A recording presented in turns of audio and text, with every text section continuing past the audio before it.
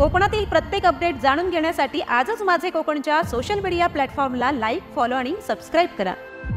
नवी मुंबईतील घणसोली बस डेपोमध्ये आज सकाळी अचानक लागलेल्या आगीत 2 बस जळून खाक झाल्यात। यात एक इलेक्ट्रॉनिक बस आणि एक डिझेल बसचा समावेश आहे। प्राथमिक माहितीनुसार ही इलेक्ट्रिक बस दुरुस्तीच्या कामासाठी डेपोमध्ये उभी करण्यात आली होती। याच दरम्यान बसमध्ये अचानक आग लागली। ही आग इतकी भीषण होती की तिच्या शेजारी उभी असलेली दुसरी डिझेल बस देखील आगीत होरपळली। आग लक्षात येताच डेपोमधील कर्मचाऱ्यांनी तातडीने अग्निशमन विभागाला माहिती दिली। घटनास्थळी दाखल झालेल्या अग्निशमन दलाच्या जवानांनी अथक प्रयत्न करून आग आटोक्यात आणली। सुदैवाने या आगीत कोणतीही जीवितहानी झाली नाही। आग नेमकी कशामुळे लागली याची चौकशी सुरू असून प्राथमिक अंदाजानुसार शॉर्ट सर्किटमुळे आग लागल्याची शक्यता व्यक्त केली जात आहे।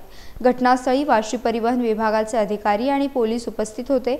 या घटनेमुळे परिवहन विभागाला मोठ्या आर्थिक नुकसानाचा सामना करावा लागणार आहे। आग लागलेल्या बसमधील एक इलेक्ट्रिक बस ही नव्याने सेवेत दाखल करण्यात आलेल्या गाड्यांपैकी एक असल्याचंही समजतंय। संबंधित यंत्रणा तपास सुरू असून आग लागण्याचं नेमकं कारण आणि दोषी कोण याचा शोध घेतला जातोय।